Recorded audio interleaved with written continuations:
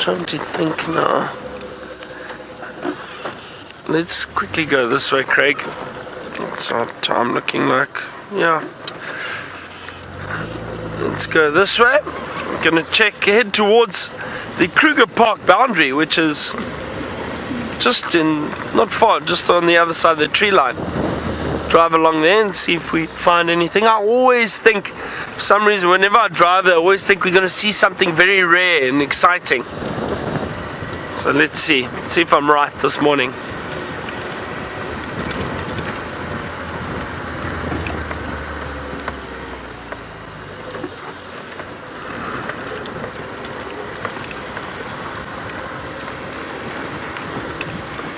One of my very good friends is a serious twitcher, so he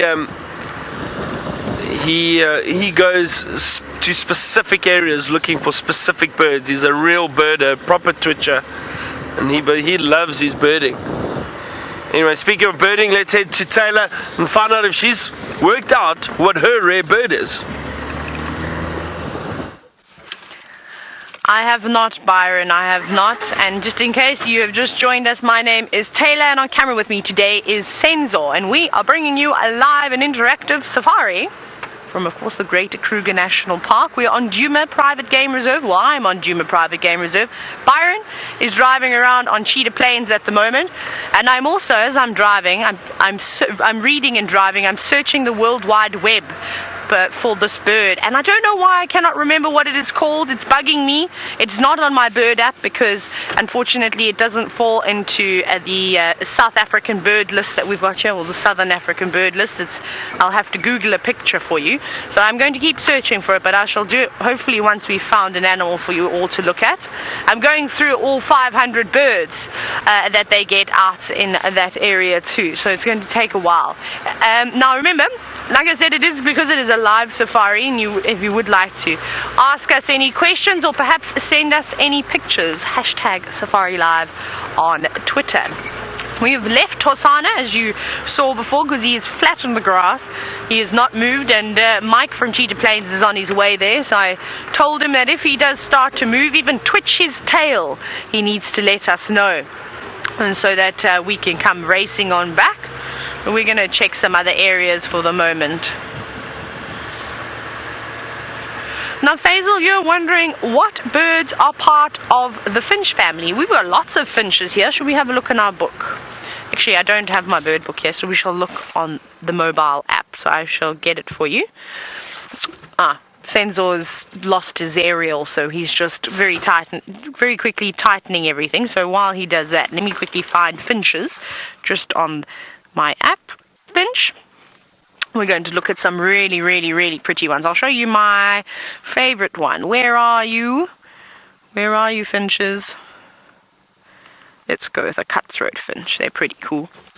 Okay, I'm just going to find a picture, and then I'm going to turn my phone like this. Well, hopefully you'll be able to see it. How cool is that? This is a cutthroat finch. Oh, no. Apparently, while I was searching the World Wide Web, I had to hang on, but stand by. Sorry, Senzo. Obviously work is hard this morning. Let me go back into that app again. As I was searching the World Wide Web, of course, for my bird that I was looking at, I had to turn my phone off of airplane mode, but there it is again. Aren't they beautiful, with the beautiful scales that they have all over their bodies, the beautiful bright red underneath their throats? They really, really are lovely. Let's see what other pictures they've got on here.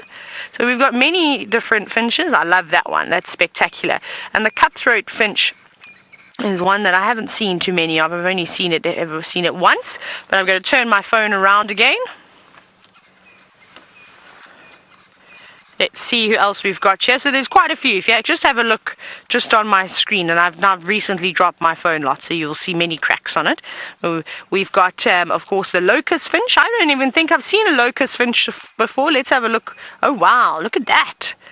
Those are some pretty colors, don't you think? I'm going to see where they occur. All right, that's just another thing. Oh, wow, they're quite rare. Very, very rare. There's only been a couple sort of sighted around here. That'll be a good one to see. All right, let's see who else we've got on here.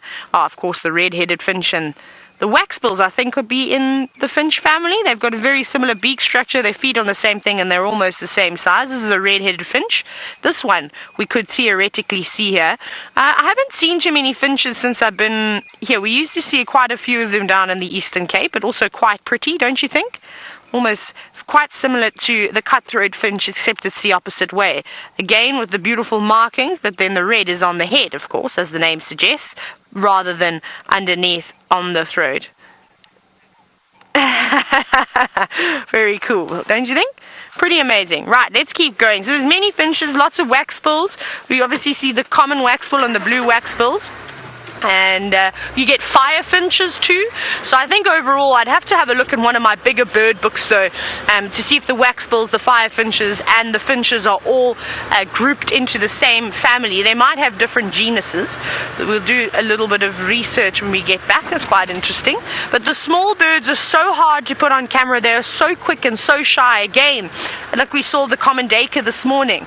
Normally the smaller the animal, sort of the more frightened, I suppose, they can be, and they're reluctant to, of course, show themselves all the time. So even with the little blue waxbills, you have to watch them from a distance on the road, or in a puddle having a mud bath, having a little bird bath, or feeding on the seeds. Otherwise they don't sit still for a very long time. Now, I don't know what our route is going to be from here. I would think we're going to check a couple of the dams. I'd like to check Treehouse Dam. So we're on Weaver's Nest at the moment. Maybe we'll go there first. Having a serious birding chat today, aren't we? It's quite nice. And I know Byron's talking about shoebills, wondering if that was the bird I was looking for, but sadly not. I don't think a shoebill has got a very nice call. Well, not the sort of the beautiful one that I'm looking for. I'll get back to you. I'll find it. If I don't find it by the end of the safari, I'll bring it up again on the sunset safari, and I'll get some pictures for all of you to have a look at. It's not an African pitta either. I didn't get to see the African pitta. That's an elusive bird. That's quite a pretty one too. I don't know why I can't think of it. Anyways, but it was the other one that everybody likes to see. Again, like the grey-headed bush shrike. You hear it, but you don't often get to see it. But we were quite fortunate. We did manage to spot this particular bird. So it's amazing how information just disappears if you don't constantly or think about it or talk about it. It sort of just gets put right back in the filing cabinets. And I feel like I've lost the keys to some of those filing cabinets, and I'll need to go back to the locksmith and get him to make a couple new ones. Okay, let's start our adventure towards Treehouse Dam. Maybe some elephants. Maybe a hippopotamus as well in the dam. Who knows what we're going to see. But it's warming up nicely. It's actually not too cold now. I could probably do with taking my scarf off, but we'll leave it on for a little bit longer, I think. This is also a good giraffe road. I know there were a few of you that wanted to find giraffe this morning. Woo! Anna Marie, you're wondering if all robins are part of the thrush family? Maybe. I'm not sure. I don't know, you get so many. You get scrub robins, and then you get the thrushes, of course. You get lots of birds that are beautiful songbirds. I actually don't know the answer to that question, so I'm not even going to try and come up with a conclusion. Possibly, but again, I'll have to have a look. It's so difficult to try and remember the family names of all of these different bird species, because if you've ever looked at them, they're not the easiest ones either. Trying to learn Latin names of birds is particularly difficult. I think the only one I know is a secretary bird, Sagittarius serpentaris, and the only reason why I know that is when you do taxonomy with our guiding qualifications, they say to you for your examinations you need to know the entire sort of breakdown, the family structure, you know, whether they're invertebrates, vertebrates, you know, you go on, the list is endless.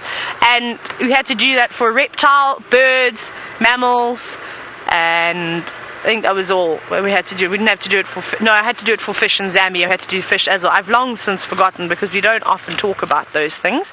But yes, I used to at one point in my life be able to do the entire taxonomic breakdown of a secretary bird.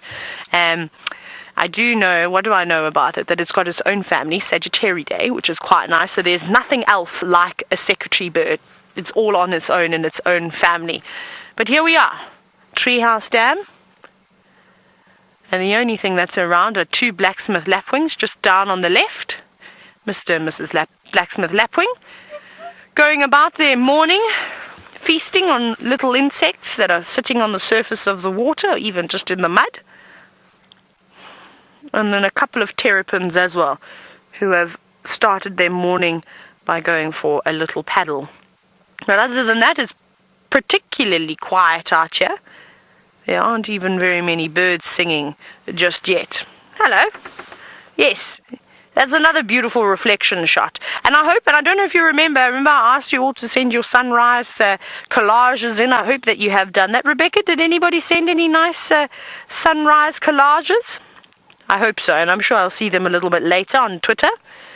Oh, fantastic. Rebecca's just confirmed, and she says that they are marvelous. So thank you for all doing that. I look forward to having a look at them a little bit later. And it's also quite nice for everyone to see all the different types of sunrises, I suppose, that we've had over the years. Well, you know what we should have done? You know what would have been actually amazing is for Wild Earth's 10-year birthday. It would have been cool to take 10 sunrise pictures, but it would have been amazing if we could have got one, just taken your best one from the year.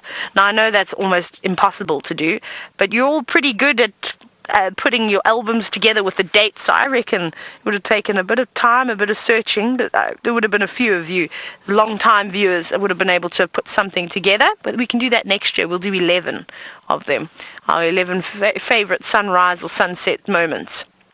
I just love the long, dainty legs on the lapwings and the plovers, don't you? This one is very busy. They're just so elegant the way that they move through the water.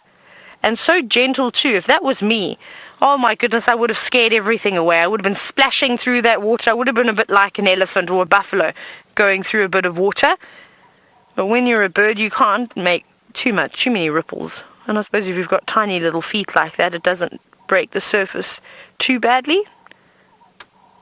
Aren't they? They are stunning birds. Oh, the turtle doves are calling now. This is lovely. Oh, okay, I have a challenge for you. Rebecca, are you ready? Everybody ready? We need a screenshot of this bird as it goes down to peck against the water, catching little insects that are sitting on the surface. So we've basically got it must look like the bird is kissing itself, if that makes any sense. I know it's really silly, but I just think it could be quite nice. So the reflection and the bird as it goes down to catch an insect. Try and get a screenshot, hashtag Safari Live with it, and then Rebecca will tell us who the winner is, or who the first one to do it is. So go, go, go! Get screen capturing away. I actually don't even know how you do a screen capture on a computer. That's how backwards I am when it comes to technology. So I also live out in the bush, so I don't have to deal with all these technical problems that are most of the time experienced in the cities. How cool is that? That is so lovely. Now this would be also a great trick image if you took it and you flipped it over, and you could say to people, obviously when the water is still, which way is right way up. That could be another thing we could do. We all know, of course, but if you've maybe got some family members, you could try and trick them, or everybody on your Facebook page or Twitter account, something along those lines. I think that would be quite nice. Oh, now we're just going to have a little bath as well. How's that? A little meal? Oh, this is so cool. You guys don't understand how wonderful this is. I've been waiting for such a long time to watch a bird have a bath live, and I was hoping it was going to be a Cape Glossy styling, but I will take this blacksmith lapwing. You put on such a good show. That was fantastic. You see that? Not too much water either, because they're not like ducks. They don't have a gland that they can sort of preen oil all over their feathers to help waterproof them. They lack that. So if they want to dry themselves off, they've physically got to stand in the sun and let the wind and, of course, the heat generated from the sun do the trick. But just a little dip in the treehouse dam, and now I'm going to go through and clean myself. That was fantastic.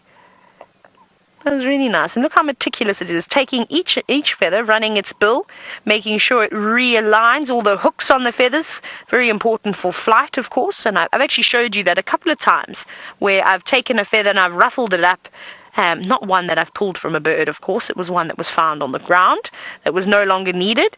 And when you run your fingers through it, it's very, very easy to align those hooks again, which is quite nice to see. Maybe we'll try and do it again.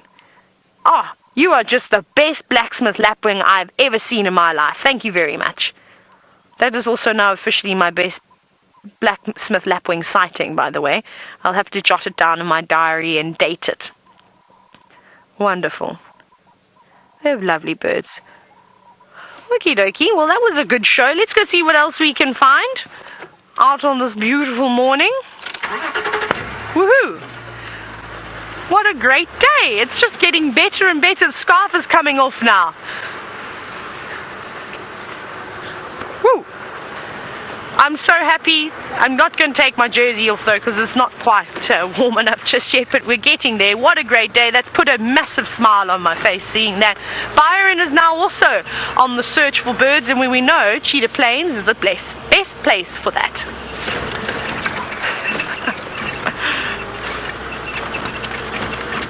Oh, I don't know. Not this morning. We haven't found anything this morning. But it's too soon to panic. Well, I say that last night I said that and we got a glimpse of a civet. So it was a very, very quick view of it, but we'll see. Maybe we have some more luck a little bit later. We'll see what we can find. I'm going to start making my way back towards Djuma though. But I am in this area where we heard impala alarm calling earlier. So maybe there's still something around in this area.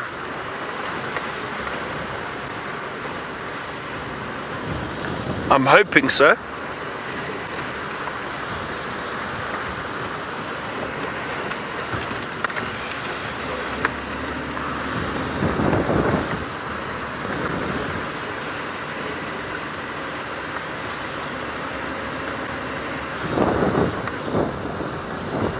It is starting to turn out to be a beautiful day. I think it's going to be a lovely, lovely day.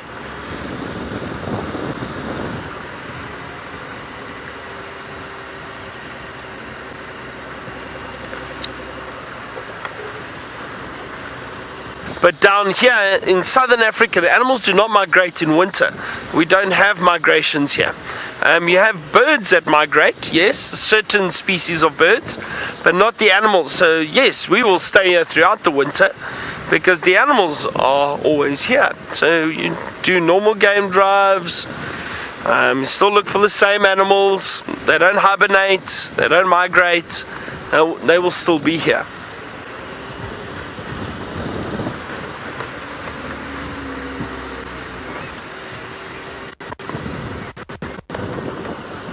A lot of spider webs around at the moment. A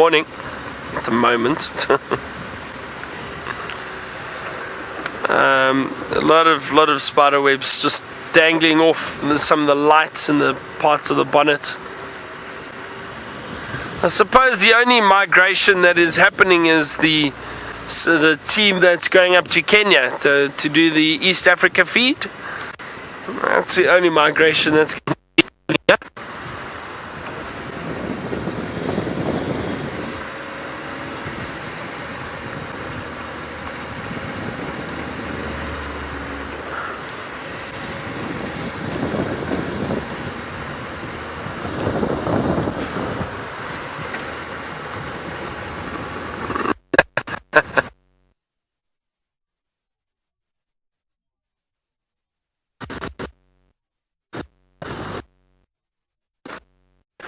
Nice to see a leopard in a tree.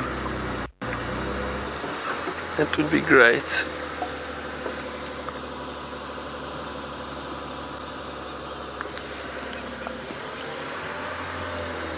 Sorry about the signal, everyone. I think it just dipped there.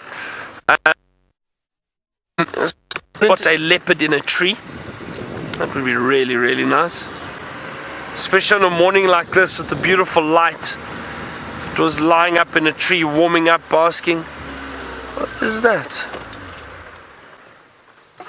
A kingfisher. That looked like a kingfisher. It looked like a giant kingfisher. Can you see it? There it goes. Well done, Craig. Come on, where is he? It's so hard to see. Just thought I saw a very long beak.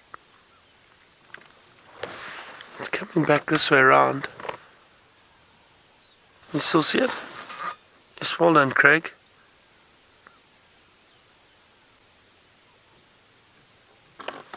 Yes, I could not see. Sorry, I couldn't see what that is.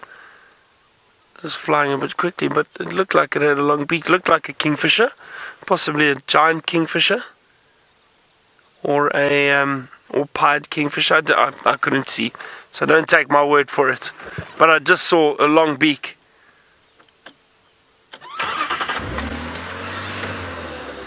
Some impala just hiding in the grass just over here next to us. A female impala.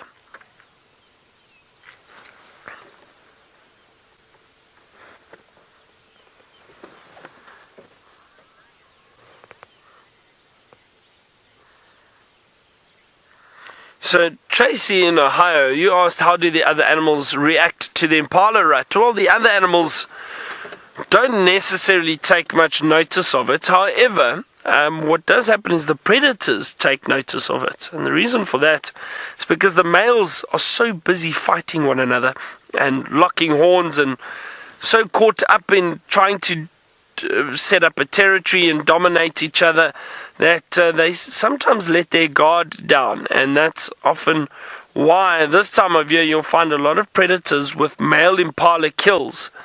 Because the males are so busy fighting, they forget to look around for predators, and it's easier for the predators to then ambush them. Look at that. That's a young male.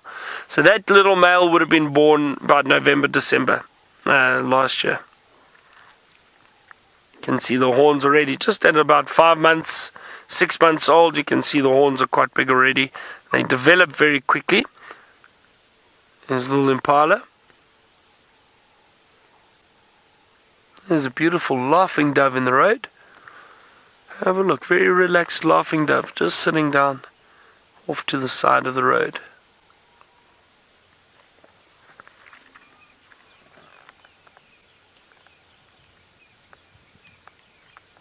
Very nice. Nice to see these little doves walking around looking for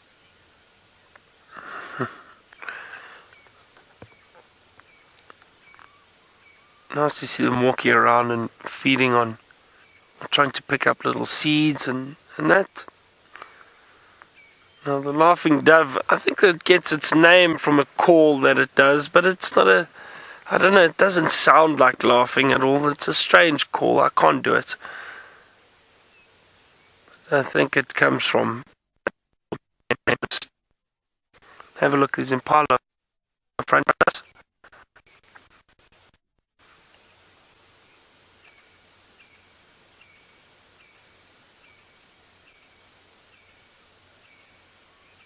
I wonder if these were the impala that were alarm calling this morning. I'm not sure. I don't know. But it was this area that we heard these alarm calls here and just through the thicket off to the right. It was around here, but don't know if they did see anything. So I'm going to start making my way back to Djuma, as I said. See what we can find there. Maybe swing past Chitwa Dam.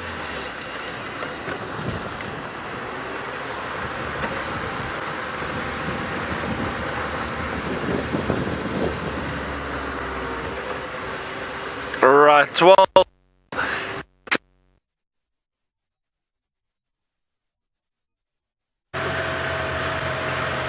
oh, hello everyone. Sorry about that.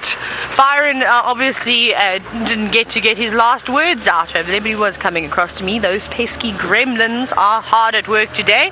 We are still bumbling about, and I've still got birds on my brain, trying to wrap my head around what is the mysterious bird in Zambia. So I think what I'm going to have to do is message one of my friends who still works in Zambia and ask him, and he's probably going to laugh at me with the way that I'm going to have to word it, and it'll go something along the lines of, remember that time when we were working in the Lower Zambezi National Park, and there was this really beautiful bird that was sort of like the go-away, not the go-away bird, the grey-headed bush shrike. We always used to hear it, but we never used to see it. It had a melodious call, but not the emerald cuckoo. It'll go something along those lines, and he'll just be thinking, what on earth is wrong with this person?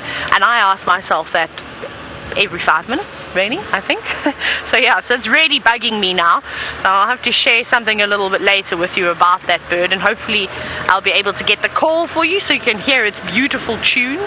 But it is lovely, and I've got the tune in my head, but do you think that I can sing it to you? No, because it won't come out like it's supposed to, which is quite sad. But we're still bumbling about. We're on Philemon's cut line, and I feel like I've neglected this road severely. I haven't driven down here for quite some time, and this used to be a great road. I used to find lots of elephants around here, to be buffalo and all sorts of things, lots of leopards, but sadly nothing just yet. And then another update, thought we'd get the updates out of the way very quickly. Mike has just left Hosana and said that he did not even twitch an ear while he was there. So I think he's going to be in the sleeping position for most of the day now, so we'll have to try again, I think, a little bit later this afternoon. However, he could start moving around too, because he is quite young. He would want to move around during the day when, you know, there's no one else looking for trouble. It's probably the safest move that he could do. Let's go this way. Let's start going around here. Will Hosana be forced to disperse earlier, or will Tingana tolerate him? I think he is going to have to disperse a little bit earlier. It's going to be interesting to see what the outcome is going to be when the two of them do see each other again. I don't know, with Karula not being around, how tolerant Tingana is going to be, because Hosana is not a small leopard. He's quite big for his age. He's tall. He's not necessarily staunch, but he's definitely tall for his age if you compare him with Votomi. So I think that he's going to have to be very careful. He needs to be careful where he marks his territory. So Hosana's best bet at living in this area for a little bit longer is if he lives here quietly and sort of acts like he's invisible. So calling or going out and marking territories is something that he needs to not do for the next few months, just till he gets on his feet. But yes, eventually he's going to have to disperse. Now, I'm not sure where he's going to go. He might end up going all the way down to the Paul Kruger National Park gate. He could end up going all the way into the eastern corners of the Kruger National Park. We don't really know. Maybe he joins Mvula and Djuma in Buffels Hoek, which would be quite nice, or just on the verge of the Manuleti. He could live quite nicely, I think. Well, he'd bump into Mvula, but I think Mvula, he's getting quite old now, and we don't really hear him calling too much anymore. He just goes about his day. He's quite relaxed. He's in retirement. He's enjoying life. So we'll just have to wait and see, really, what's going to happen. But there's something that's happened here on the road. If you look very, very carefully, there's much debris on the road. Lots of dung, lots of footprints, lots of little holes dug on the sides of the roads, and that means one thing. It means that the elephants were here and they were having a dust bath. It looks like actually from maybe yesterday morning, sort of after the sunrise safari, I think they passed through here. I reckon if I were to go and open up that dung, it would be very, very moist inside, and we did have a hot day, so the dung would have dried out a little bit quicker. But the fact that I can still see their footprints quite clearly in the sand makes me think that it is not too old. So yeah, I mean, we could catch up to them. There was also some fresh dung very early this morning around Inyala Road North. I don't know where those guys have gone. Maybe we'll actually go back into that area and try and search for those elephants. It looked like their tracks were actually going north. I didn't see any elephant tracks crossing out on Buffels Hoek cut line, and we did the entire boundary. So maybe we get lucky. Maybe we can have an elephant day today, because, well, we're having a birding day. Byron had all the animals yesterday. And oh, hang on. Who have we got? Who was walking down the road here? No one. I'm imagining it. I'm sure I saw some tracks now. Let me see if I can find them again. Is this them? This looks like... No, that's not what I was looking at. Let me go up a little bit further. I think someone's also already driven here. Look, could have been a hyena track. It's most likely... Here they go again. Let's have a look. I'm just going to jump out the car, and we're going to have a closer look at to who has left these footprints behind. Aha! Just as I suspected. There's a good one. Again, it's not the clearest track, unfortunately, if you look over here. It is indeed a hyena track, so I think somebody partially drove over them this morning, which is not a problem at all. It looks like there's a bit of dust in the track, and yesterday I demonstrated to you how easy it is for a track to disappear on a sandy road. So we've got, of course, the back foot, the back of the pad, just over here, the two lobes, and then we've got the toes. And if you look very, very carefully, there's a little nail mark. It looks like there could be another little nail mark here, but it's slightly distorted in the sand. This is from yesterday. This is not fresh from this morning. And definitely a little bit too much debris over it, which is sad because I wouldn't have minded seeing a hyena today. Any animals.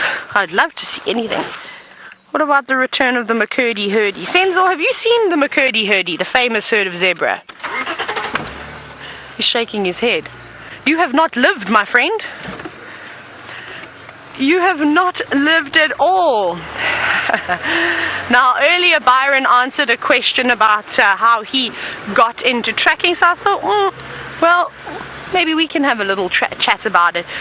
So, tracking, I don't know, just from going on safari from a very, very young age, I've always been quite interested as to who's left, not just footprints behind, but who's left dung and the different signs and how you know and how you are able to identify the difference between the animals. So from a very young age, it was one thing that I always seemed to do on safari. I never wanted to go and play in the kids center, which often lodges have, sort of for the children. Sometimes they can't do the bushwalks and things. You have to be about 16 or so in South Africa to legally do a bushwalk. There are some exceptions, of course, and it was amazing. I always wanted to go out with the trackers, or I wanted to go out with the guides and go and wash the car cruises with them, so I was very lucky I was able to do that. My parents would just pawn me off to whoever was guiding us, and then they would look after me for most of the day. I'd gone and played soccer with the staff before, you know, behind the scenes, like they washed all the vehicles, and then this is how we would look at tracks. So from a very young age, it was a number of different people that would show me how to track, but I have to say, my tracker Candy from Sabi, he was fantastic. He taught me so much about how to identify tracks. And then there was another gentleman in the Eastern Cape by the name of Juan Stander, and a very, very lovely man. And also he showed me quite a bit when I'd first started guiding, my first guiding job. I'd go out, he was one of the senior guides at a reserve I worked at, and he also showed me quite a bit about tracking. Another gentleman by the name of JV Cylinder, he actually doesn't work too far away from here now. He's a Shangani gentleman, one of my mentors in the industry. He's really lovely. He is the man that I've told you about that can spot chameleons during the day. He's incredible. He used to teach me a lot, and we used to practice in the Eastern Cape on tracking white rhinos. They always are great animals to approach on foot. Many different people have brought my passion about tracking and just well-being in the bush. So yeah, there's so many people that have helped me along the way. But I think spending lots of time with your tracker every single day, hours and hours, not just on safari, but when you go in the middle of the day to go bush clearing, we couldn't help ourselves. We couldn't resist if we picked up on some fresh spoil, and then we'd go off and we'd forget about chopping the trees down, and we'd go and track an animal, even if it was a bird or a scrub hare from the night before, see where it was resting for the day. We did all these different types of things, so that was of course a lot of fun. And the only thing though is I've noticed, definitely since I haven't been working with a tracker, I feel like I could be a little bit rusty at times. So I think one day we all need to go out and do a little tracking experiment, and that's what's so nice working with Herbert and Rexon, is that on bushwalks you're able to see this every second day. Whenever we do the bushwalk, you sort of refresh it, and then they help us through the process again. Byron is now racing away somewhere. Where he's going, I have no idea, but I'm sure he will tell you. Well, Taylor, we don't really have much of an idea where we are either. I'm joking. I do know now. We're on the Chitwa airstrip, and for those of you who have just joined us, I'm Byron, and Batman, or Craig, is on camera with me this morning. Now, we've got some warthog just off to the side. That's what we stopped to look at. Nice, beautiful, beautiful clearings here. And there's some warthog.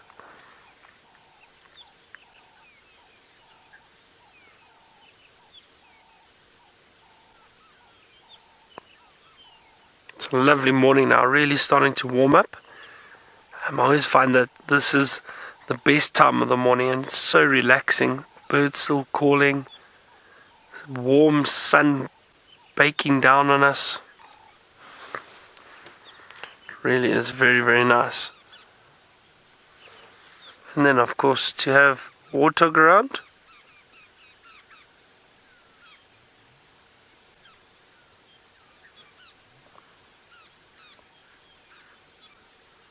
You can hear some rutting impala in the distance. I can't see them. I can just hear the snorting and the grunting.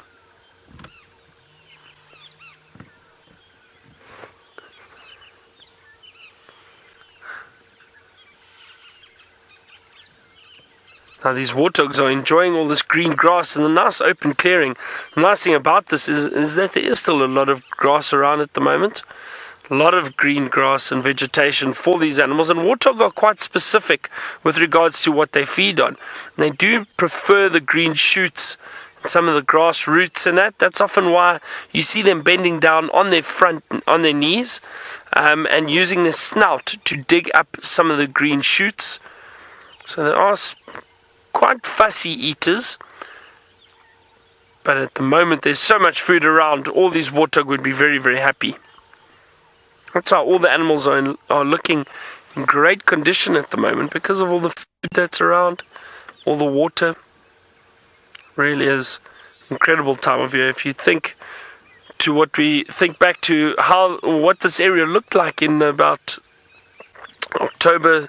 September, October last year, even November, during the drought, very, very bad drought.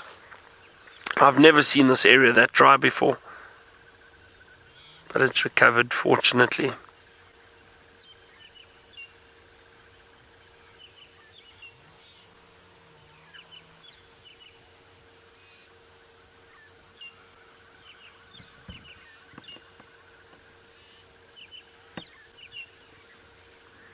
I think we're going to move on from here and see what else we can find. However, you know what it might be time for? A cup of coffee, I think. What do you think, Craig? Yeah, definitely. Got my trusty thermos.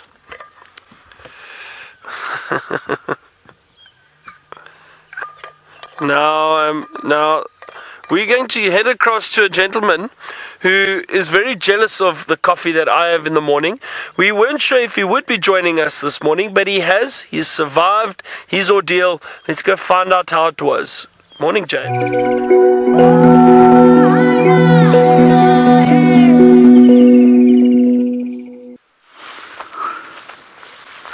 Hello everybody, I do apologise for my very tardy approach to today's morning, but you know, it's just been, I've had things to do, but I'm here now and we're having a wonderful time.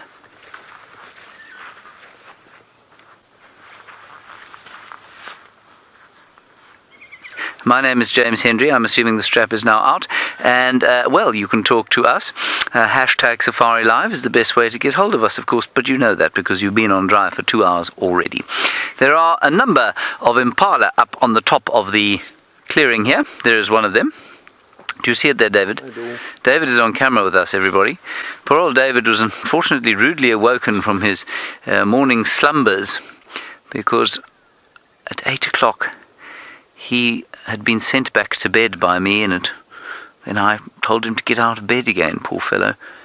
So, you know, if the picture's a little bit shaky, that'll be why. Come on then, let's carry on along here.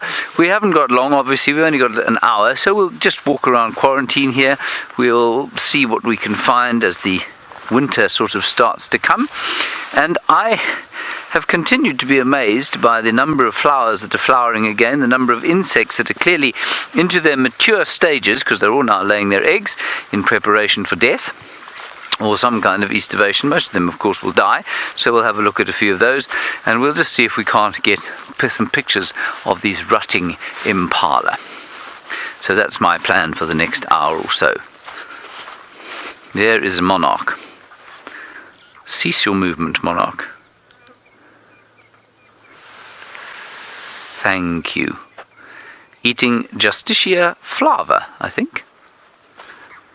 Is it? No, is it our old pal the Waltheria? No, it's our old pal the Waltheria. So there, a monarch.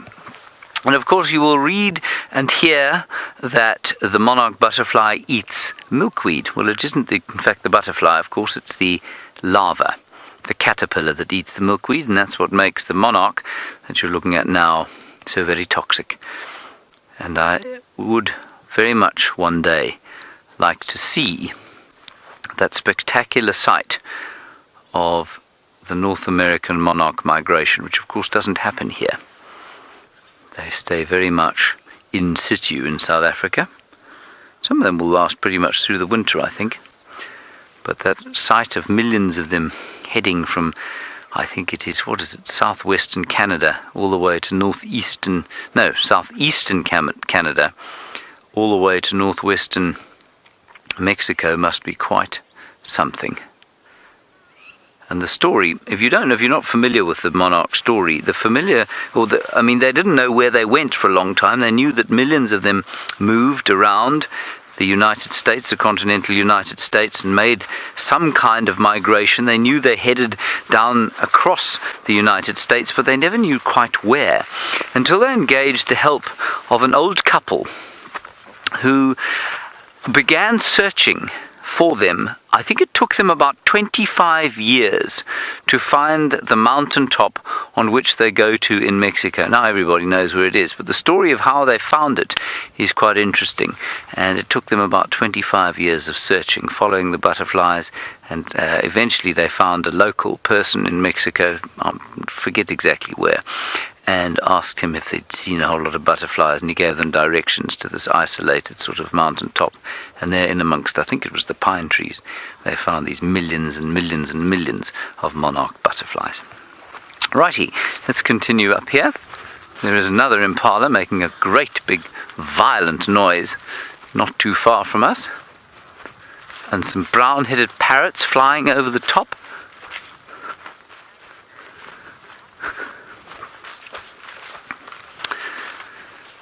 And I know you say monarchs won't be around much longer if the trees keep vanishing. You're right, of course, but that goes for the whole of nature, really, doesn't it? And I'm reading a fascinating book at the moment, and it's called Sapiens, which many of you may have come across. It's by a chap called Yuval, I think it's Harari is his surname, and he talks about how, I've just got to the end of the book, he talks about how we have finally, or perhaps, got to the point where we've almost transcended our biology, and we have moved into a position where we're able to live almost extra to our biology, but the rest of nature is not able to do that. And so for up until this point, we, like the rest of the species around us, have been dependent on our biology and dependent on the ecosystem around us, and that with technology may be changing. But every single other species on planet Earth, as you have pointed out, is dependent on the trees, on the grasses, on the soil, on the air around us, and the changing patterns of the air and the vegetation and the soil around us, and the other suite of animal species that are around. And so, yes, everything is dependent on that. And every time you cut down a tree, a little mini ecosystem is destroyed, and another one is created when it falls on the ground. So, yeah. Absolutely, good point. And of course, one of the animals that suffers the most from this problem is the ground hornbill, one of the most endangered birds that we find here. And the lack of trees, the lack of big trees with their cavities, has resulted in an enormous decline in their populations. Now, I was hoping to find a last insect or something on this monkey pod. The monkey pod is very, very useful at the beginning of the season. There are hundreds of things. It's often the first flower that comes out. And this one, David, all it's got is a place where a bird has relieved itself. That is disgusting. Now we are going to do exactly what Taylor is currently attempting to do, and that is find a beating heart. We've been searching all morning for a beating heart. I think I just saw the bushwalk team now, actually in the distance. So I could have also been imagining it. I imagine a lot of things. No, I think, oh no, I didn't. There they are down there. Hi team. Hi team. They're enjoying themselves, just waving at David and old James. Not old James, Father Time. My apologies. I'm waving at Father Time. So what we're going to do now is I think we're going to go and try and search for those elephants. No, is James looking for us? No, he's just walking. Goodbye, James. Off he goes. So we're going to go look for those elephants. And we're going to go via, I think we'll go Cheetah, then Vulture's Nest, and perhaps Hyena Road. And like I said, I thought they were going north, and I hadn't seen any of their tracks crossing out of Biffle's Hook. And from what it seemed like, I think there were quite a few elephants in that herd. Lots of little piles of dung, which means that there were some babies.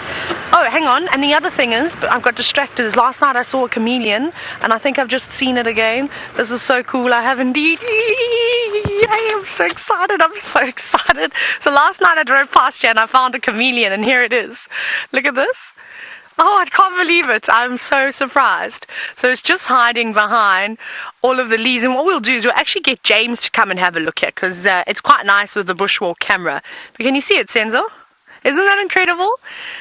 Beautiful big flap neck chameleon out here. And I'm going to try and get Herbie's attention. There's Herbie over there.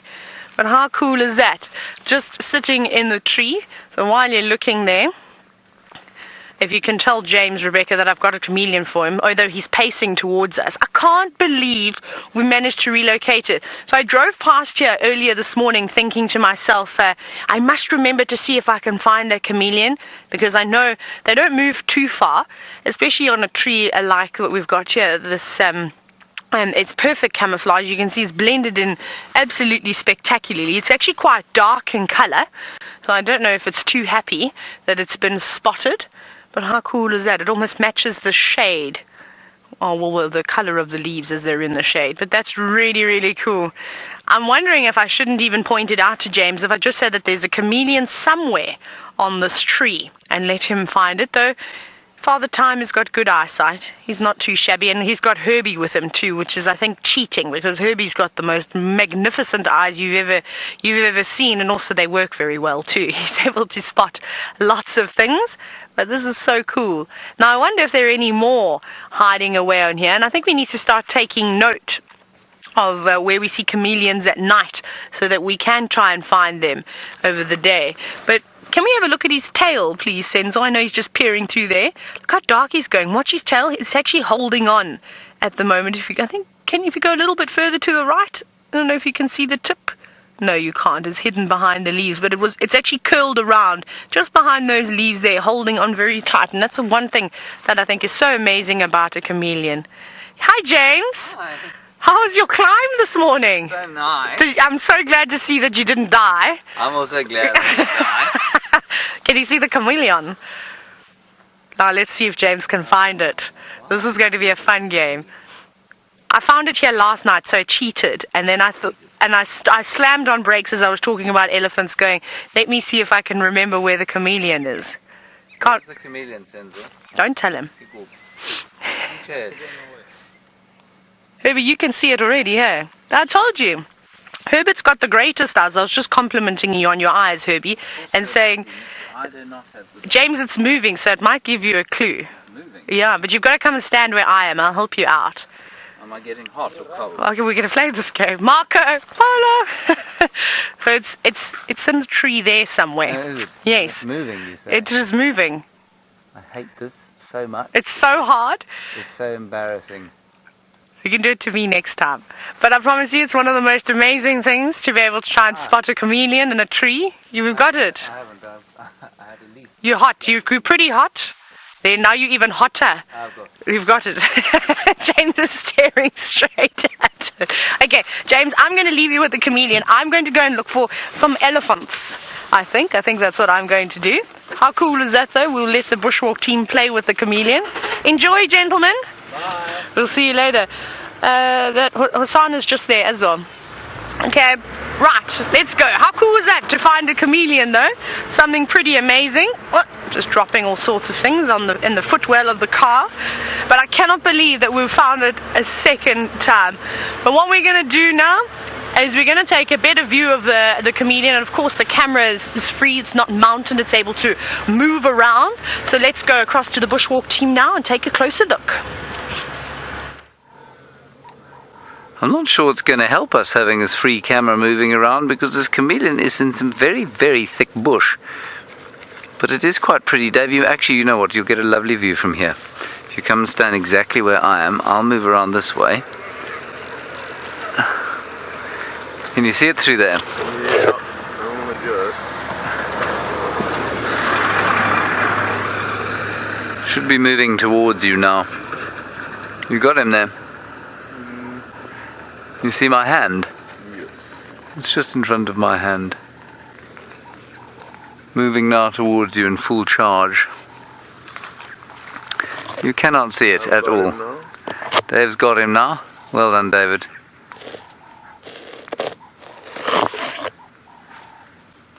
Now, of course, their major predators are the boomslang, the hornbill, or any bird that eats meat will eat a chameleon.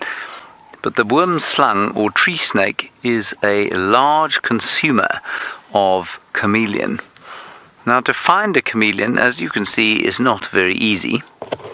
And yet the boomslang, with its outlandishly sized eyes, is, well, more than capable of slithering up into a tree like this, in amongst the thorns, doesn't affect it at all, and then biting the chameleon with its nasty hemotoxic venom, which then renders the blood of the chameleon unable to coagulate, and so it hemorrhages from everywhere, internally and externally. What a way to go. And tree snake, of course, is the most venomous snake in Africa.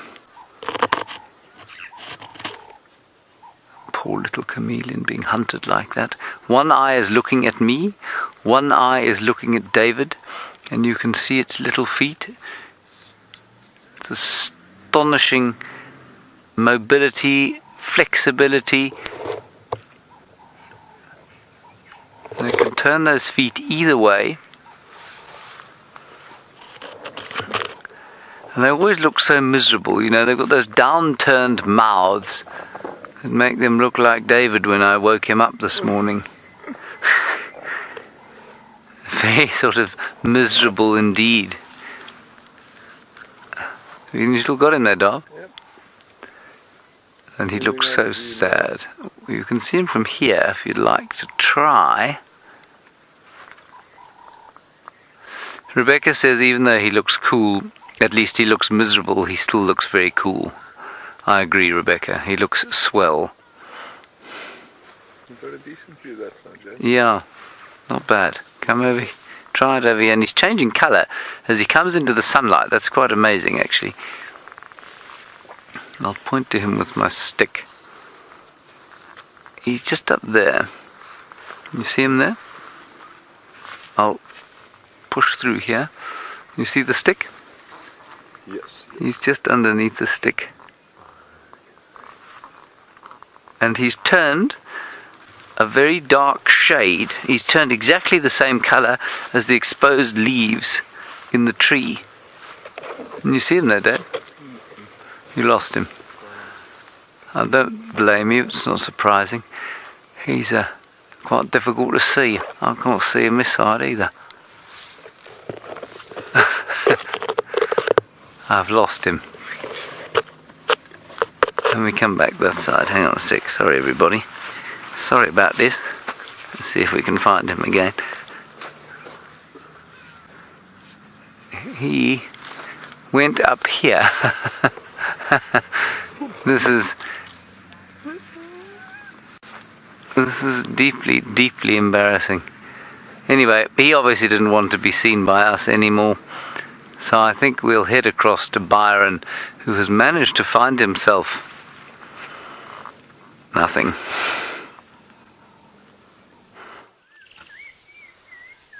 Oh, James, you are so wrong, sir. You are so wrong. We've managed to find 2 African hawk eagles.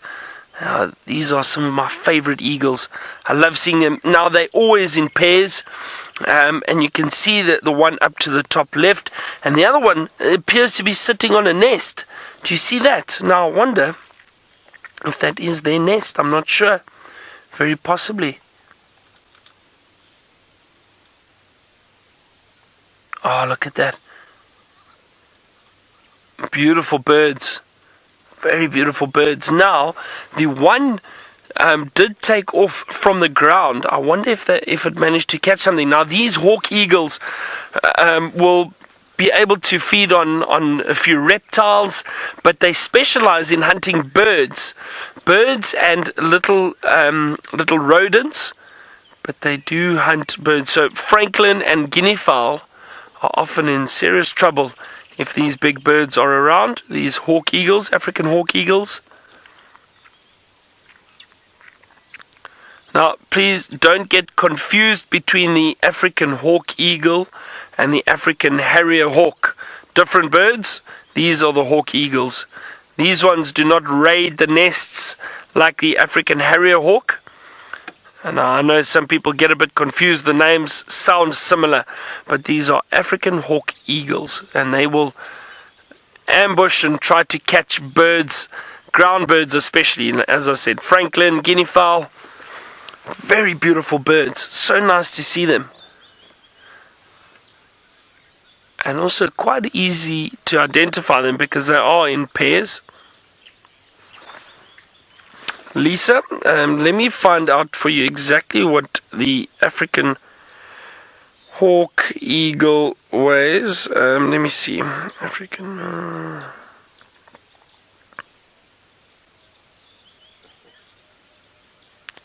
hawk eagle, let's see. Alright.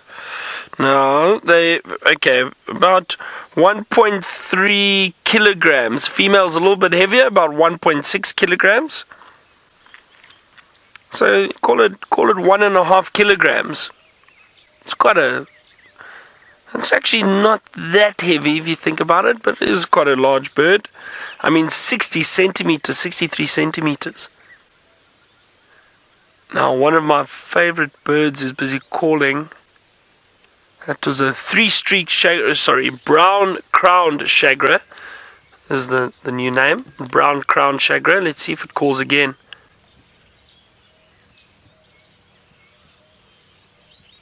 It's got a beautiful descending call.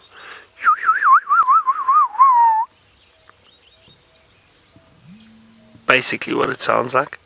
Look at that. That's a wonderful view. There goes that hawk eagle jumping around. But I've seen how birds like the guinea fowl, they really panic when these birds are around, when these eagles are around. Listen. You might hear that. There, did you hear that? That was the brown-crowned shagray. Could you hear it there, Craig? Yeah. Faintly. Maybe.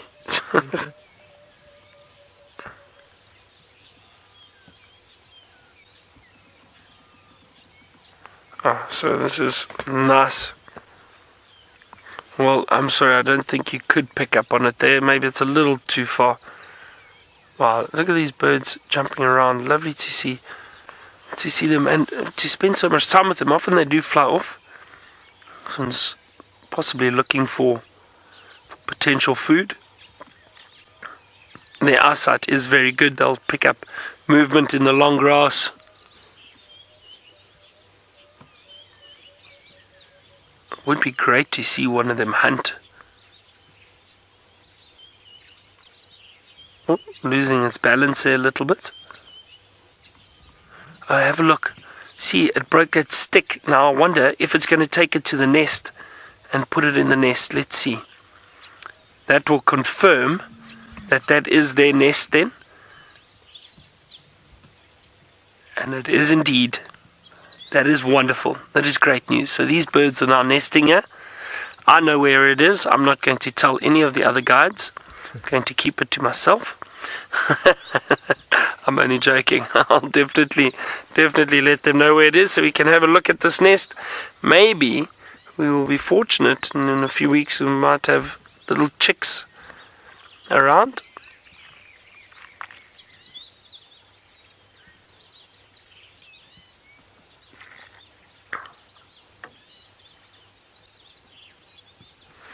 Oh, it's starting to warm up now quite nicely. Time for the jacket to come off, I think. A beautiful, beautiful morning. It really is a great morning.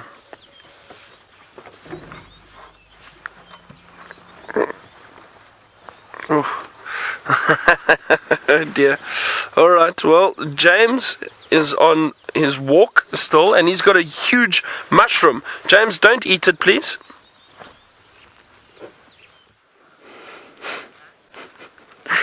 Thank you, Byron. Thank you very much for that. Of course, the reveal of the mushroom now completely ruined by the fact that Byron shared what it was that we had. That's okay. It is a very big mushroom, and it's the same one that Jamie showed the other day when she was on drive and I was in the tent. That's right. And I didn't know what it was, and I didn't realize where it was.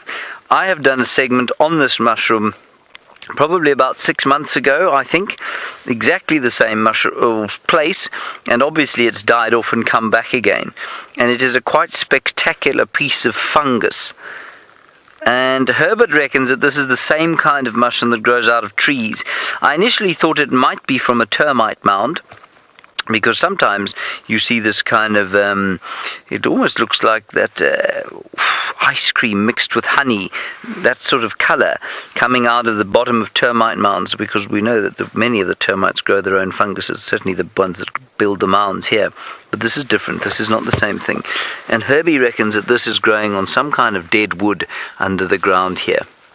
Anyway, the ants are absolutely loving it. You can see they're climbing around all over it. There's some termites there. There's some sort of what looked almost like specialized fruit flies on it. And I think it's got a bit of a smell. Can you smell it, David? No, it's not this that smells. It's a herb around here. So I don't know. I don't know where it comes from. And what I want to do is just take a little piece off it and see if we can't have a look underneath, because I think the spores would come from under here. The spore, of course, is what how a mushroom breeds. I'll just make a little incision here. I mean, this if it was edible, I imagine would be delicious. Can you see there, David? Yes. Looks like it should be cooked up with some butter and garlic. And that's where the spores would be. You see, you're wondering about edible mushrooms and if we have a lot of them, and I don't think we do. We have some. I am not prepared to try and identify them and eat them, but I do know people who collect mushrooms and who will eat them, and not so much in this part of the world, but certainly in the Cape, where it is fashionable to do things like drink artisanal coffee and go collecting your own mushrooms in sort of a designer, what are those, lumberjack wear, that sort of thing, with a designer beard as well, and pseudo bush clothing. Well, those sorts of people like to go collecting mushrooms in the Cape, and there are quite a few that you can find there in amongst the poplar trees on the wine farms, for example. But these, I don't know. I mean, Herbert does say that he has eaten wild mushrooms out here, but even with his extensive knowledge of plants, he said he wouldn't go anywhere near a mushroom. So I don't think there are that many that we can eat out here. Good. All right, well, that is our mushroom, our mushy. Let's continue on our way. Yeah. Good. Now, I believe that Taylor has managed to find herself an intricate spider web. I'm going to do what Byron did to me. I'm going to guess that it's a tropical tent web spider, so enjoy the surprise. You are indeed correct, James. You win the prize. Ding, ding, ding, ding, ding, ding, ding, ding, ding, ding. I shall make you a cup of coffee when we get back to camp. That is your prize. We are looking at a tropical tent web spider, and it's quite difficult to see. But because there's debris, there's lots of leaves just underneath the sort of main part of the web. But if you zoom right into the middle on the egg sac, if you look very carefully, you can indeed see that there is a female tropical tent web spider just sitting there protecting her eggs. And there were a couple of other little ones crawling around on the web. I haven't quite decided if they are males. You can see them. There we are. Or if they are maybe dewdrop spiders. I think they could be dewdrop spiders. And we know that they are kleptoparasites, so they live on the outskirts of webs, just feeding on, any debris, any little insects that are caught. But they're not doing too much. And it is just such a beautiful web. Now, these spiders don't actually live for a very, very long time. As far as I'm aware, and I haven't seen a male yet, like with most of the spiders and insects, the male tent web spiders are a lot smaller than the females. She's actually really big and she's quite beautiful. She's got the most amazing white markings on her back.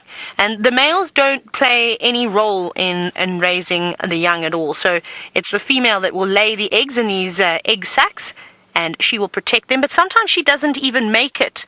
She doesn't even live long enough to protect these little eggs, which is pretty sad, don't you think? And I love the fact that spiders look after their young. Well, some of their spiders will look after their young, but they construct the most gorgeous webs, don't they? Isn't this just absolutely beautiful? Now, I was hoping she was going to turn her back towards us just so that I could show you the patterning on her, but she's not going to do that. They've got the most beautiful striking white markings. Sometimes they can be brown, sometimes they can be black. I suppose it just depends on the area that you find them, and you can find them everywhere. They're not just limited to Africa or even just South Africa. You get them in the States. I believe that you can find them in Florida. Actually, I saw one while I was in that particular area, in the Florida area of the States. I did see it. It was a little bit different though, but the web was pretty much the same. I think you can find them in Asia. I'm sure you can find them in Europe, and you most certainly find tropical tent web spiders in Australia. I didn't see any spiders when I was in Australia, however. What's going on there? Is anything in the web? You can see the web is moving around quite a bit. I'm just trying to see if something has been stuck, or if that is her bouncing the web around like that. Let's see where she goes. When she moves, she does actually make the web shake quite a bit. I think she's just inspecting her eggs, making sure that they're good and safe, because she has got a silken web that she's spun around them. So you'd actually have to open up that egg case to see any of the little ones inside there. Now, I'm not sure how long it takes for these little ones to hatch, but I'd love to try and keep an eye out on this web. We are sitting at Vulture's Nest Central Junction, so I shouldn't forget it. So maybe over the next couple of days, the next week, the next 2 weeks, we can try and follow the story of the tropical tent web spider. It'll be a good Mother's Day thing. What do you think, Rebecca, for Mother's Day? Our TV shows? We could do the tropical tent web spider and her spiderlings. Imagine! Not everything has to be beautiful, of course, out here in the bush. There are moms of all different kinds, but a lovely web nonetheless. And she's got a good spot on this buffalo thorn. She hasn't got too many leaves obstructing her view. She has, though, taken some of those leaves and crunched them up and put them in her web. If you go down just a little bit, you can see that. And we see that actually quite often with the community nest spiders. So when you do have a big open web like this, sometimes it is nice to bring in a few leaves, and a lot of spiders do it for shelter, also to help camouflage yourself. If she feels like she's threatened, that's the first place she's going to go. She's going to hide herself amongst these leaves, and that's what she did when we first arrived. I think she got a bit of a fright. We're obviously in the car, and she went down and she hid in those leaves, and it took her about a minute before she said, "Well, I can't leave my eggs alone," and she came racing back. And that's where she'll spend most of her day, unless it gets too hot, and then she'll go and hide herself, or unless a bird comes through and tries to eat her. Then she will, of course, also move away and try and flee. But very, very cool. I'd love to go and try and find a little male tent web spider. Like I said, I don't think those were particularly males. And which way do we go? I think we've got to go back this way to get to Hyena Row. Oh. So what we're going to do is we're quite close to Hyena Road. We're not far. Hopefully the elephants will be breaking branches in the distance. James is on foot and he's doing a sterling job at finding the smaller things.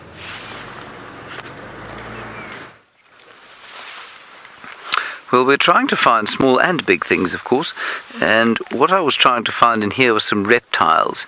We've had some very nice lizard sightings of late, and I was going to see if I could find a lizard here. David, do you see any lizards? There was one on that sort of, what should we call it? Branch, I guess, that would be the word to use. It was over here. You stay this side. I'm going to go right there. There it is. There. You got him. What is he? It's a skink, David.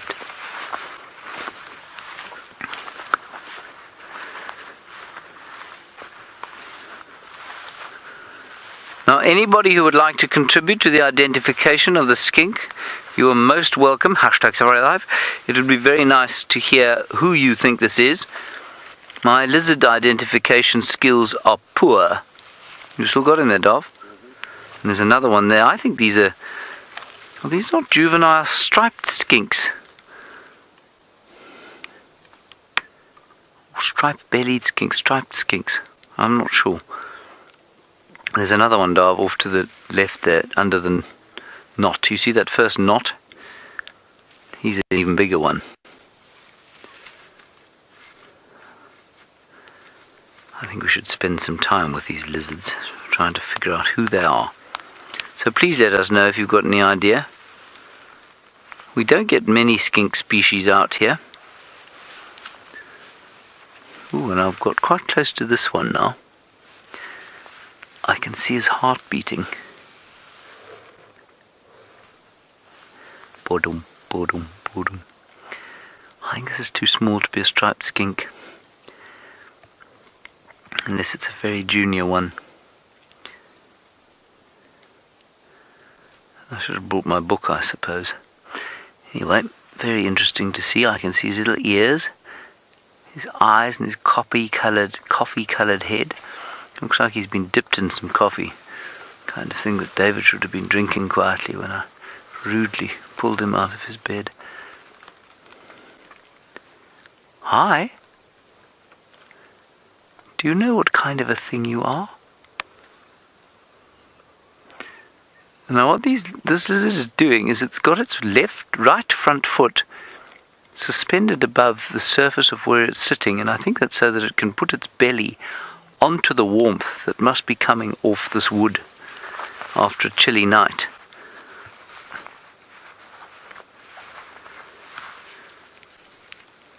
Isn't that cool?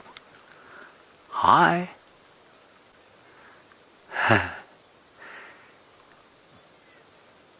I'm afraid I can't tell you anything else about this thing. I suspect it's probably catching ants to eat and termites, but isn't it amazing how it is sort of slowly habituating to us? It's clear, it would maybe become clear to it that we don't represent a threat. It definitely doesn't know what we are, but slowly it's allowed us to get really close by. Hello? You're a very good looking fellow. I can see your ears.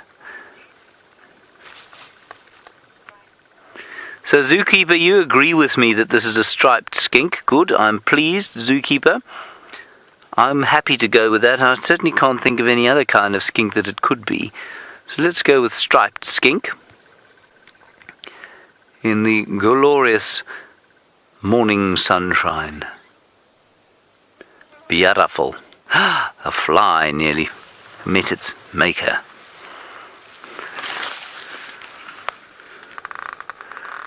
I would really quite like to see it make a kill of some sort.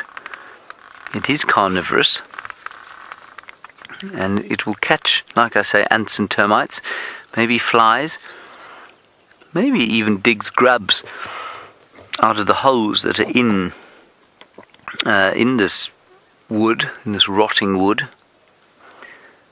You know, things like a wood borer beetle, sort of longhorn beetle, bug, grubs and that sort of thing.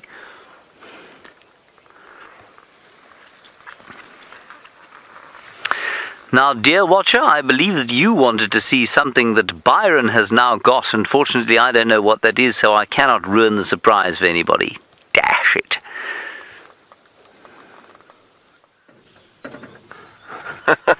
James, it is a giraffe. Dear watcher, there we go. And for the rest of you who wanted to see giraffe, I have delivered.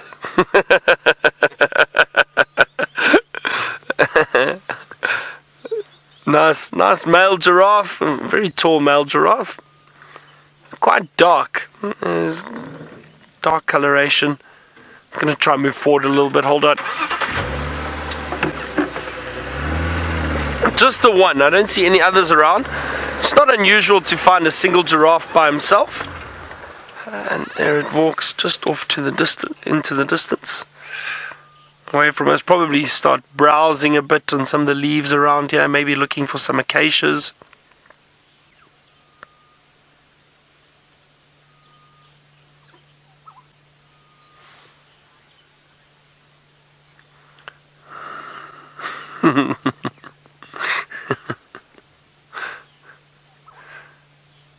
Now the giraffe don't have a strict social structure, so occasionally you get, or usually the females and the youngsters stay together. The males you may see in groups, small groups, and sometimes you might find males by themselves. There's no real strict social structure, as I was saying. Also, you'll have males with the females from time to time, so they move around a lot. Also, the giraffe, because they are so tall, if there are a few in an area, they can see each other from quite a distance, so they don't stay very close to one another. They don't have to. But males, often with most animals out in the bush, males tend to stick to themselves a little bit more and meet up with females only really when they're looking to mate. Let's see if we can get another quick view of it. But I think it's moving deeper into the bush now.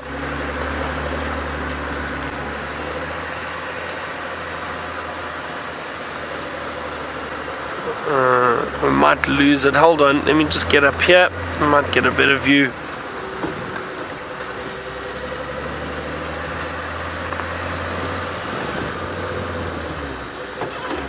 And there it goes, just moving off away from us. But a lovely view of a male giraffe. Things are starting to happen for us. Those African hawk eagles building the nest. Male giraffe. Who knows what's around the next corner? Craig is so impressed at the moment, he's actually speechless.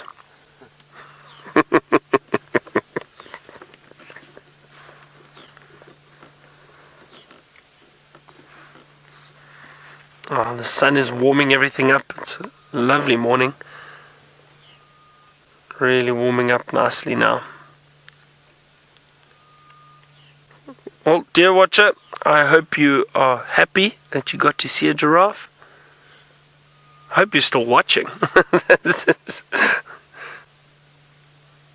You can see there's a lot of calcification around the head of that giraffe. And the males do get those horns protruding a little bit, you see on the forehead and the back of the head. And that calcification basically protects the skull, or the brain rather, because we know that when giraffe fight, they bash their heads against one another, so that calcification strengthens the skull, makes it a lot thicker and harder. So when they do fight and clash heads, it protects their brain a bit more. Well, that giraffe has moved off. We're going to do the same. And we'll see. We're going to start making our way back to camp. We're going to try and track down some bacon and eggs for this morning. Now, James, I'm not sure if I heard that correctly. It sounded like he has an assassin with him.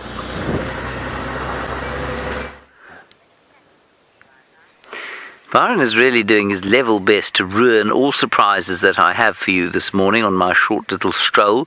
This is an assassin bug, and it's a most beautiful orange colour, orange and black, in amongst the pale sort of browny green of these last grass seeds. I think the colours there are just beautiful, especially with the sun sitting on his back there. And I think he's waiting there, possibly I'm not sure what he's waiting for. He must be waiting for some sort of prey species to come past so that he can stab it and blow his disgusting suite of chemicals into the hapless creature that he's going to eat. Now, if you are perhaps unaware of what an assassin bug is, it's got a proboscis that is sharp, that it sticks into unsuspecting prey, and it injects them with, a bit like a spider does, with digestive enzymes that will liquefy the insides, and it will then suck those insides dry. He is a quite spectacular creature. Now, I have never been bitten by one of these, and Herbert says he hasn't been bitten by one either. But I don't want to be bitten by one. That was close. I got a bit of a fright there. I wonder if he doesn't grab grasshoppers. You know, there's so many grasshoppers around here. And I wonder if that's not what this chap goes for. He's gone. There's a grasshopper here now, David. You're going to need to be very sharp here.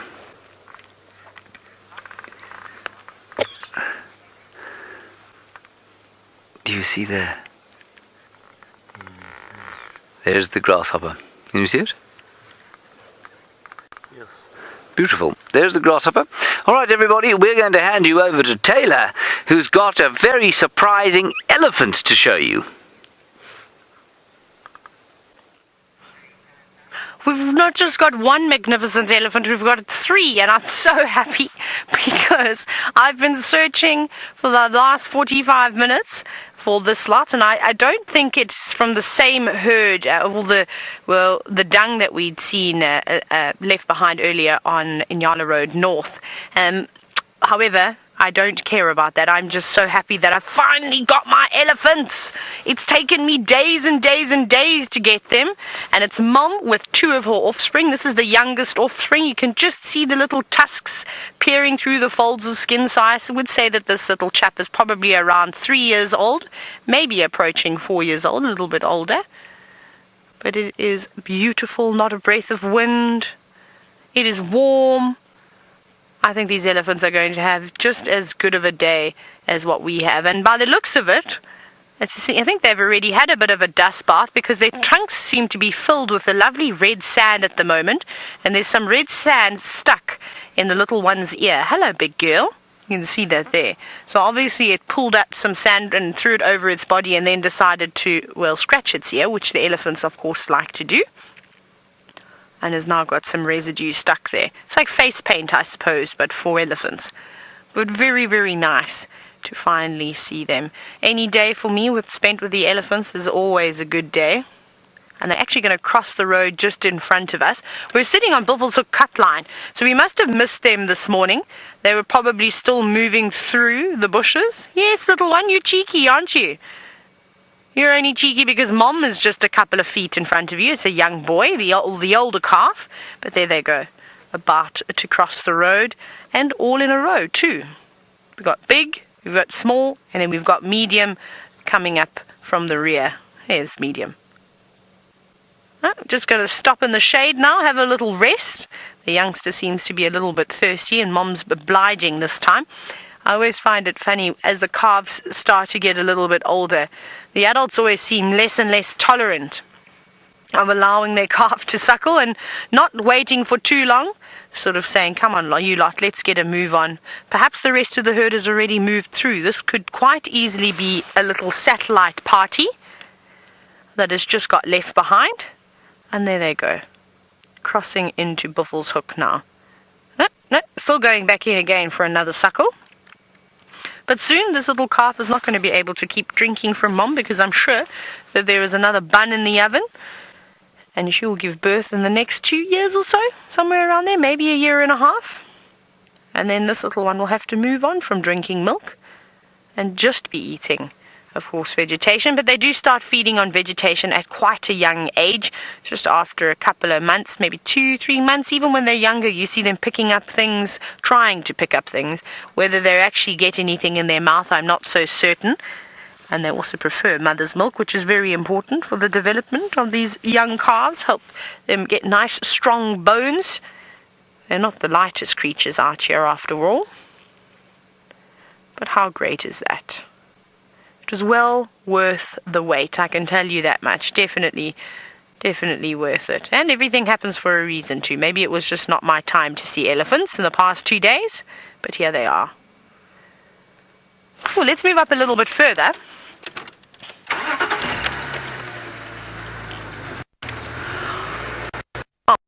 Oh wow.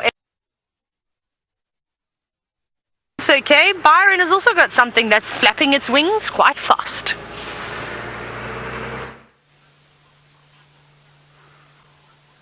I do indeed. It looks like mating butterflies. African monarchs, everyone. This is so nice to see them. There's at least 5 butterflies around here. And it looked like 2 of them were mating. As I drove past it, there must have been at least 10 of them in this area. So it looks like they are mating. There they are. They're just on the ground. There's another one flying in. Yeah, definitely. Those 2 are mating on the left. Look at that. Ah, really beautiful. Aren't they wonderful?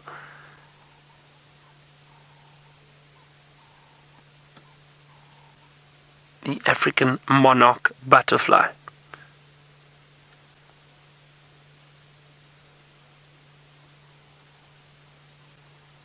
You can see them clearly. Well done, Craig. Really nice shots of them.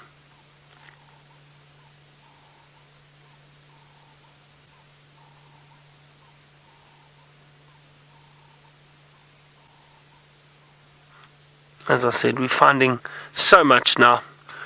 It's amazing. After a bit of a slow start, things are starting to happen now. Sure, it's getting quite warm.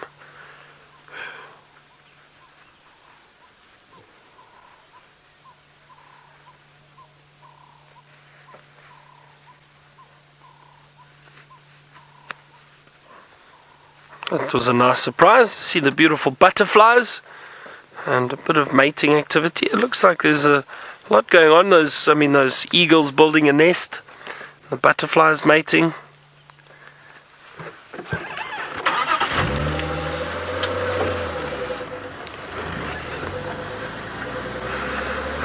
Now I am going to start making my way back towards camp, and then I guess what, everyone, I've been allowed to go into town today for the town trip. Basically, I have to collect a cameraman by the name of Gendre, who's arriving back today. So, big responsibility on my shoulders this morning, driving into town, and I better get my town clothes out so I look half decent and respectable while driving through town and going to fetch Gendre.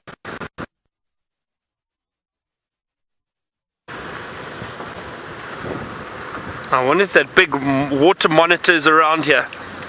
That monster that we saw yesterday. It was honestly the biggest water monitor I've ever seen.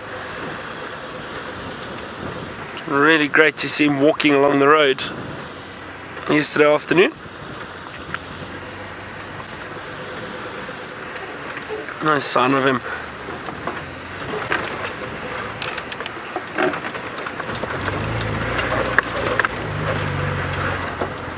I wonder if there's anything left of that kill that Hosana had. No, I don't think so. It sounded like Taylor saw that young leopard this morning. Let's just have a look. We've got a few minutes. Let's quickly have a look.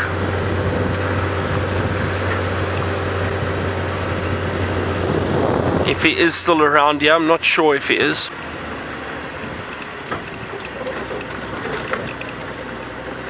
Let's see.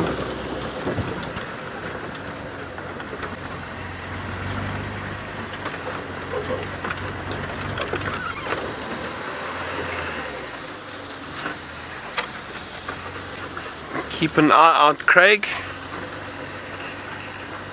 There's a squirrel over here.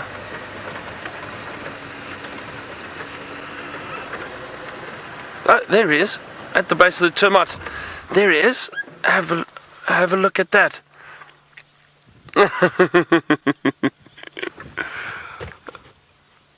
All right. Well, he is lying in the shade. A beautiful view of him. But somebody else would like to say hi to you, and it's quite an exciting hello, because this gentleman is all the way in the Mara.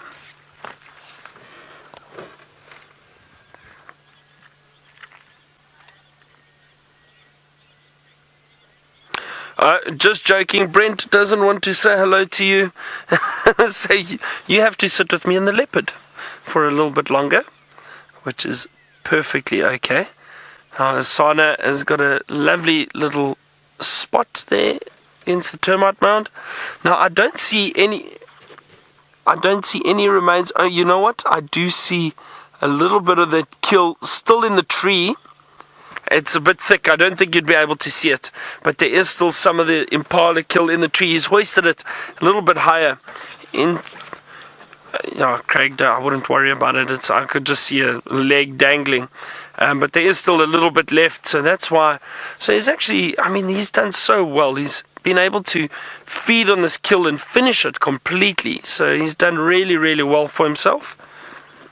To be able to have killed the impala, firstly, his first big kill by himself, and then to hoist it and keep it away from other predators. That's such a lovely view of him. Doesn't he look so comfortable? Must be honest, I'm quite jealous. Well, everyone, I really hope you've had a wonderful morning with us. James fixed the tower. Taylor found a chameleon. I found some eagles and a giraffe. It was a really, really great morning. And we get to finish with a beautiful leopard. Thank you for all your questions. Thank you to Taylor. Thank you to James. Ladies in the final control. And to all of you, have a wonderful day. From myself and Craig, goodbye, everybody. And from a sleepy Hosana, enjoy your day.